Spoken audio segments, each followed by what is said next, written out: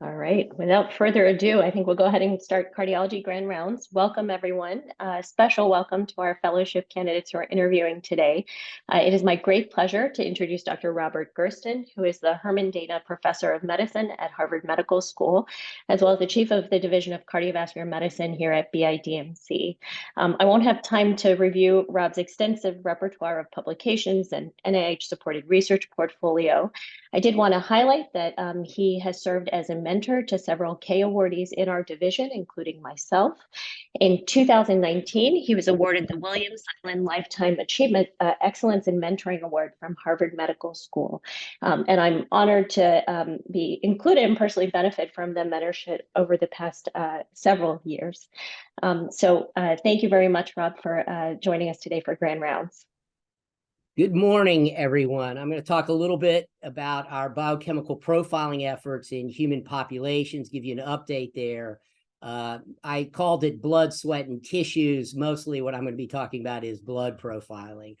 So I'm going to start. We have lots of guests. Welcome to our prospective fellows. So I'm going to start by a little bit of old review, gaps in knowledge that we feel that might be addressed by blood chemistry, biochemistry, metabolomics, and proteomics.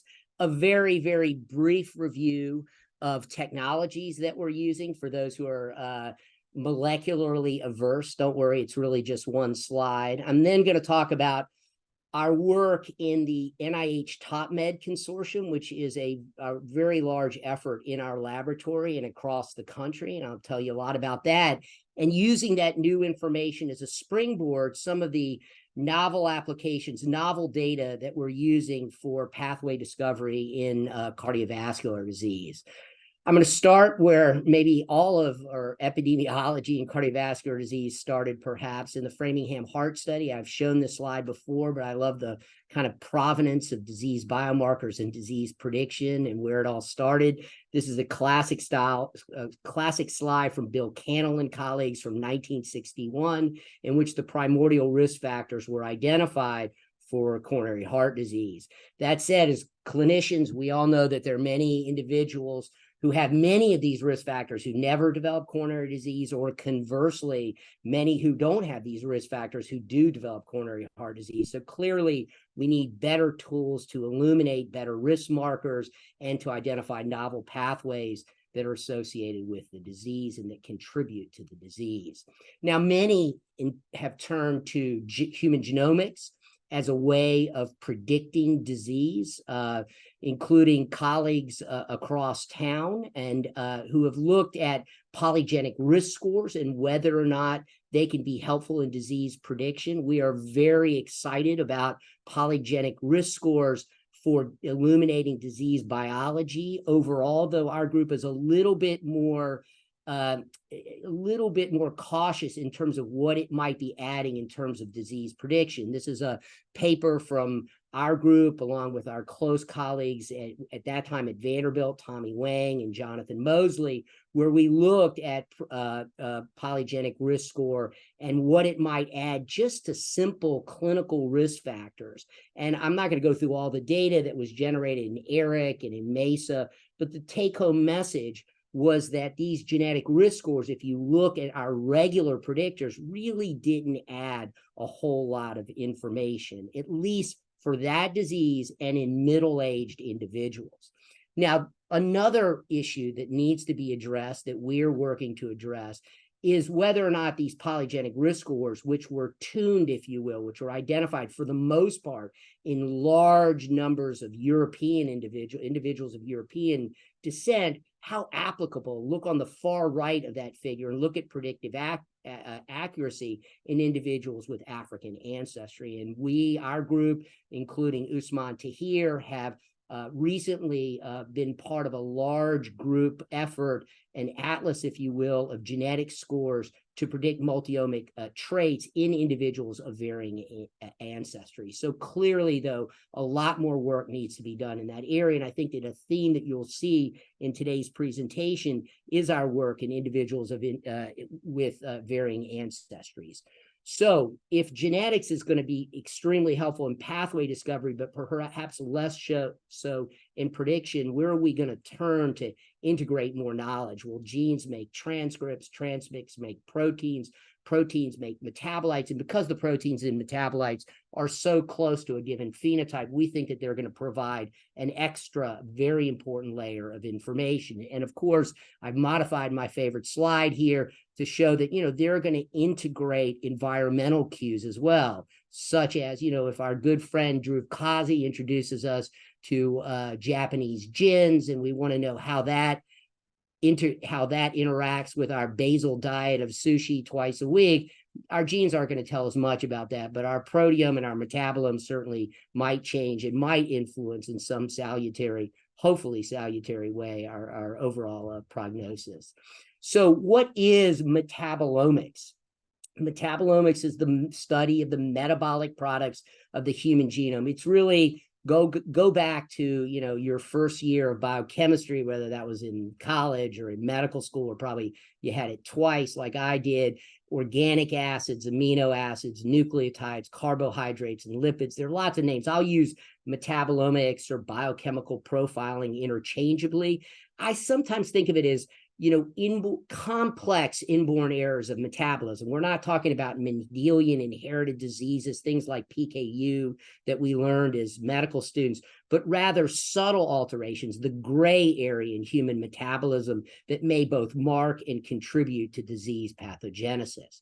One slide only about technologies. To study small molecules, we use mass spectrometry. What we do is we take the gemisch in the plasma and we precipitate out all the proteins. There's lots of proteins there, and the dynamic range of the metabolites is something that can be accounted for, if you will, by mass spectrometry. So we use mass spec for small molecules.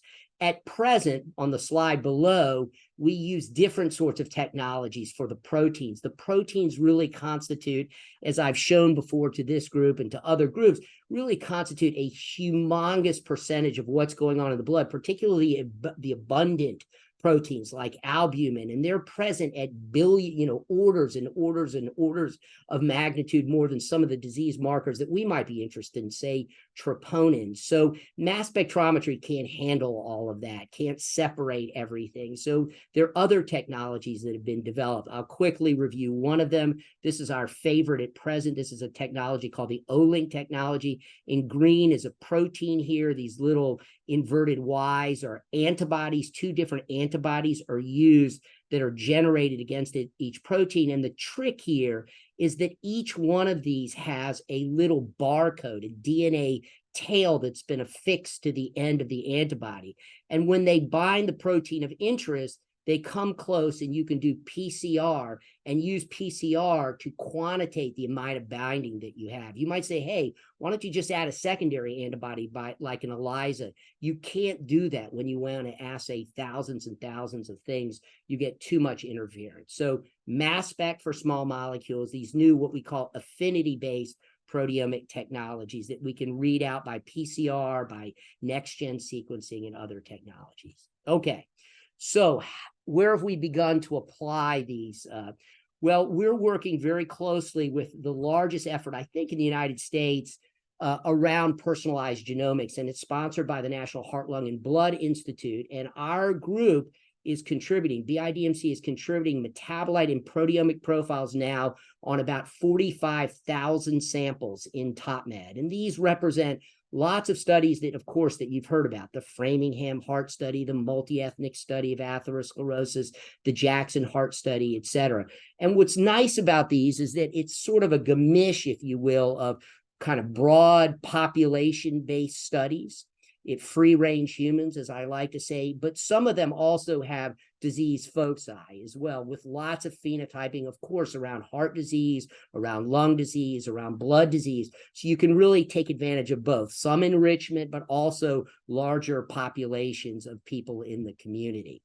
We're particularly interested, and I think our group has done a lot of work to really study heterogeneous populations in TopMed, and that kudos to the National Heart, Lung, and Blood Institute, and to Wayne Gann and others who are leading this effort. I put some of the multi-ethnic studies that are part of top med, including MESA, the Jackson Heart Study. I see Tamar Sofer's in the audience. She works with the SOUL data set. So lots of individuals with European ancestry, but importantly, very large efforts of studying individuals of African ancestry, Hispanic, Latinos, etc. We work a lot, all groups now. There's a large analysis being done at the UK Biobank. In the UK, this is a far more heterogeneous population than is being studied at the UK, at least presently. So why are we particularly interested in individuals of diverse ancestry, such as African Americans? Well, you know, about 100,000 years ago, the first humans migrated northbound, carrying with them a subset of the African gene pool. And during migration and associated environmental challenges, some genetic variation was lost. And it's hypothesized, and I would say it's proven now, that the number of ancient variants and the selective pressures that they survive may yield particular information regarding complex traits in all populations. And this is from an editorial from a paper that Dan Katz, who was in the lab at the time, and Usman Tahir wrote in Circulation. And I'm not going to show you a lot of work, but Dan Cruz is also studying ancestry and its effects on multi-omic traits in these individuals. So just a little bit of data from there in African Americans and in Jackson. How do we sort of do these analyses? I'm going to show you two broad types of analyses that we're doing in these populations. One is the question of disease prediction. I started with a slide from the Framingham Heart Study, you know, from Bill Cannell's work in 1961. What sorts of analyses can we do now in top med and related sort of cohorts? Well, the first one is we can take blood from a time point, say an old time point, and study whether or not that predicts, are there biochemical predictors in the old blood that predicts what happens over the ensuing decade or two. What's also very interesting that's being really highlighted in the top med work are taking multiple samples from individuals. And we've done a lot. We're starting to do a lot of that work. We have a lot of papers that are starting to percolate through, we and other groups. And it's an advantage of top med that's not present in the UK Biobank, or at least not yet, where there are multiple time points. So we can begin to integrate the trajectories of biochemistry in the blood, the trajectories of changes, you know, transcriptional changes that have been picked up and other multi-omic changes over time, and integrate those with human genetics and with outcomes as well. The other type of favored analysis that we have is depicted in this slide, where we're looking at, in the bottom left, a well-known marker, of course, blood LDL, identified in Framingham as strongly associated and ultimately causally associated with myocardial infarction. So this type of analysis is often called a triangulation or a Mendelian randomization experiment. So what was done here? So variants in the gene PCSK9 were identified in about 2002 in a Nature Genetics paper by a French group, and then subsequently additional loss of functional variants were identified by Helen Hobbs's group at UT Southwestern with the Cohen group. And what they found were that variants that were associated with blood LDL, in this case, lower levels of blood LDL, were also associated with striking decreases in association with myocardial infarction. So this entire triangle is completed. So now what we're doing is we're substituting out blood LDL, but all these new factors that we're finding to be associated with diabetes, with atherosclerosis, et cetera, and trying to draw these triangles. And those are the small molecules that we're really interested in as pathway participants, okay? So we're doing cross-sectional and trajectory analyses of biomarkers to look for predictors. We're doing these genetic associations to look for pathway participants as well. And obviously those that overlap are of particular interest in the laboratory. So a couple of years ago, we had an idea that I think now lots of groups are using, which we called at that time virtual proteomics. And the notion was as follows. We have metabolites and protein measured in these cohorts, and many of them are in a subset of these cohorts, like the Framingham Heart Study, the Jackson Heart Study, and the multi-ethnic study of atherosclerosis. And what we posited at that time, and this was our group and Tommy Wang's group, was that, we're measuring these. There are many, as you can see on the bottom left, genetic predictors for each of these proteins. And if we have really strong genetic predictors, we can then go and use the genetics as a surrogate, if you will, as a virtual proteome.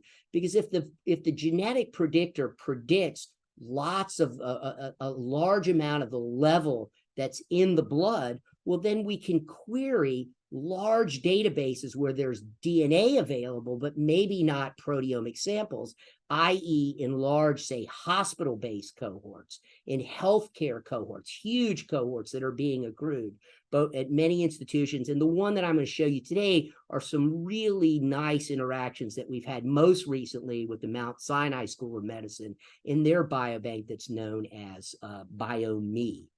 Why is BioMe a particularly strong cohort for which we can collaborate? Well, they are, number one, they have very nice electronic medical records.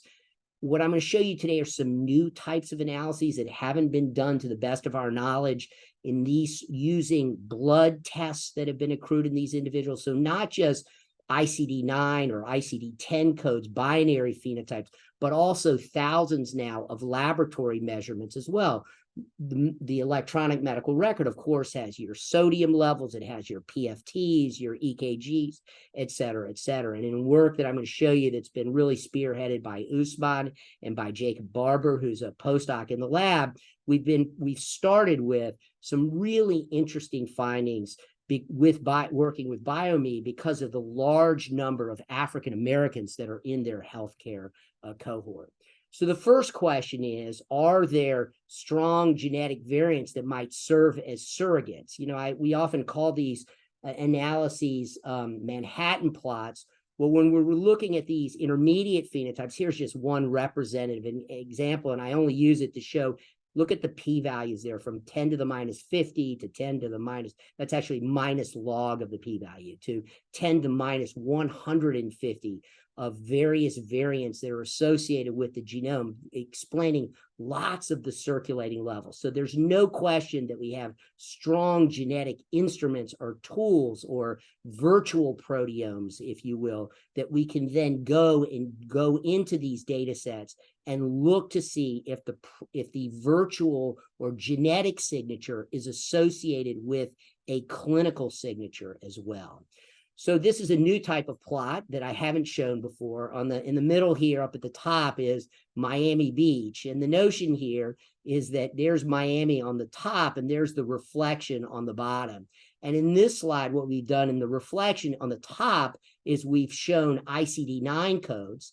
And on the bottom are lab test data from BioMe. And what we've done is we've aligned them so we can basically draw a line. And I'm going to highlight this red box here, where you have clinical phenotypes on the top that are associated with the genetic score for a protein. And I'm going to go into detail about specific proteins in a minute. And on the bottom for this one protein, so on the top, you can see that this protein is associated with deep vein thrombosis, with pulmonary embolus, with primary hypercoagulable state on the top. And then there's this beautiful complementary information on the bottom that it's associated with your PTT. So, and there are many, many examples of this that I can show you throughout the data set, where the data just really fits nicely together. And I should highlight that this work is a wonderful collaboration. I should have shown a picture of Etcha Mayers and of Yuval Etan at Mount Sinai School of Medicine, who've been wonderful collaborators via our Leduc grant that we have all together. Okay, so this is the Miami plot. Let me highlight some very interesting findings. So these are protein quantitative trait loci, or known as PQTLs, or just think of them as genetic variants of specific proteins that are associated with both laboratory and clinical associations. So here's an example here that I've highlighted in red. And one I put in the up arrow and the one in the bottom arrow, just to suggest that it was on the top there in that Miami plot where there's a variant that explains lots of CTSE levels. It's strongly associated with CTSE, which is cathepsin E, it turns out, is the protein. But if you look on the bottom side of the Miami plot, but it's actually the same direction, it's just the way the plot is made, it's associated with increase in your mean platelet volume. Now, what's really interesting about this is on the right are the minor allele frequencies present in individuals of African ancestry on the left and non-Finnish Europeans on the right. And you could see far more abundant. The reason we found it in Gerszten, and then we validated this same finding. So we used the genetic score from Gerszten in African Americans. We then validated it in the African Americans in this data set, and we found it because it's a frequently occurring allele in African Americans and not in individuals of white ancestry. And now you can imagine lots of experiments that you might want to do to show how this protein is modulating now platelet volume, which in turn we would hypothesize is how it is impacting venous embolism and thrombosis, et cetera. Here's a really interesting finding, preliminary, but something that we've now found across multiple cohorts. We generated a genetic risk score for cathepsin L, another protein, and very strong genetic score. We then looked in the BioMe cohort and also in another cohort called All of Us. And in both of those, that genetic score was strongly associated with sarcoidosis.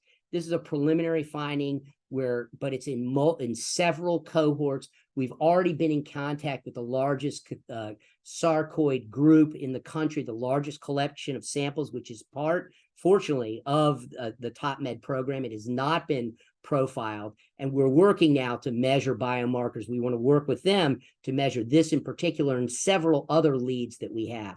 On the top right, interestingly, a mouse study has already been performed showing that knockout of CTSL, the same protein, is associated with decreased sarcoid in a mouse model. So really interesting findings, but now we have to look and think about the implications for lots of things that we do when we're trying to diagnose sarcoid. So I think a really fascinating, tantalizing finding that we're obviously working to follow up on.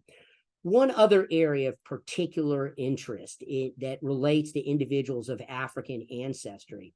We all know that Pro-C there is, protein C, which we all know is associated with lots of thrombosis phenotypes. And we find that again in the BioMe cohort, okay? The interesting thing is that the allele that we found, look on the right, in Europeans, it really almost doesn't exist. It's extraordinarily rare, but it's in 2% of individuals with African ancestry. So if you were going to go to a data set and say, is that a benign variant? We're starting to do these SNP chips on individuals who have various types of diseases, cardiomyopathies, hypercoagulable states, et cetera. If you go to one of those, you go get that test done, you're going to look and you're going to get a readout that's going to say, we don't know, or it's probably benign. But it's really only because we would posit, because it hasn't been done in enough individuals of African ancestry. We would suggest that once we validate this in another cohort, although I think the finding is a very strong one, we would think that we could now annotate that as a deleterious variant and something that is associated. And you could think about implications in these kinds of findings for cascade screening and other types of follow-ups that are highly clinically relevant. I'm going to show one more cassette of slides and then bring the discussion to a conclusion and entertain some questions. This is some really interesting work that Usman Tahir did using the same sorts of tools. And what we're looking at here is what's called the volcano plot. And we're looking at proteins. This is an older data set, but took us a while because, as I'm going to show you, took us a while to do the animal follow-up studies. So this was a protein called SECT-M1 that was associated with incident coronary heart disease in the Gerszten heart study, adjusting for age, sex, BMI, diabetes, blood pressure, lipids, renal function, etc. Now, notice that it's right next to another protein that was the strongest association, which was N-type BNP. So this is not, we're not looking at this in terms of adding disease prediction, but what caught our attention is how might this be potentially participating in disease biology? So what is this thing? Well, as someone that has studied chemokines for many, many years, this really caught our attention. So SECTM1 stands for secreted and transmembrane protein 1. It's a 27 kilodalton protein that has both membrane and soluble forms. So remember, we're profiling the blood, so we're only going to find soluble forms of proteins. What really caught my attention was that, and Usman's attention, of course, was that it's known to be chemotactic for monocytes. And of course, we saw it associated with atherosclerosis. It's chemotactic for monocytes. How might it potentially be contributing to disease pathogenesis? A group at the University of Cincinnati has now sent us, or is about to send us, the mice where they've shown that knockout mice have decreased phagocytosis in sepsis models, but it's never been studied in atherosclerosis. This protein is highly expressed in lymphoid tissue, okay, and in granulocytes and monocytes. What Usman did is he then began to look in large data sets like the UK Biobank and other data sets and found that a variant that's associated with SECTM1 levels is also associated with monocyte levels in humans. Okay, so that's really now got our attention. It's one thing to have a knockout mouse with an interesting phenotype. It's one thing to have a protein association, but when you have variants in that protein that are associated with monocyte levels, something that we know is associated with atherosclerosis. In fact, we contributed to some work done in the Framingham Heart Study a number of years ago that was published in Circulation that definitively showed that in Framingham and in the Malmo Diet and Cancer Study. So now we're really interested in this protein, so much so that we began to inject recombinant SECTM1 into model systems, in this case into a mouse, and began to look at circulating leukocyte levels in bone marrow, in the spleen, in the circulation, and in the circulation itself, looking at effects on neutrophils, eosinophils, and of course, we're particularly interested in mononuclear cells. And indeed, when you inject this protein into animals, in this case, it can be injected IV or into the intraperitoneum, but it gets into the circulation, we start to see elevated monocyte levels. They're about almost twofold increase. What's particularly interesting in the model systems is that if you look at the monocytes that are attracted to atherosclerotic plaques, known as the Ly6C high monocytes, they're particularly augmented in these mice, both in the circulation, but also in the spleen as well. So lots of work to do. We're working with a knockout mouse. We're going to, I think that that's a more definitive type of experiment, but still, are these SECTM1 levels associated with incident CAD in other cohorts as well? Usman has recently obtained data from the cardiovascular health study, and indeed, after adjusting for all risk factors, it is with an enrichment, interestingly, in individuals of African ancestry. Does SECTM1 impact monocyte generation, survival, trafficking? Lots of basic science questions that are ongoing in the laboratory.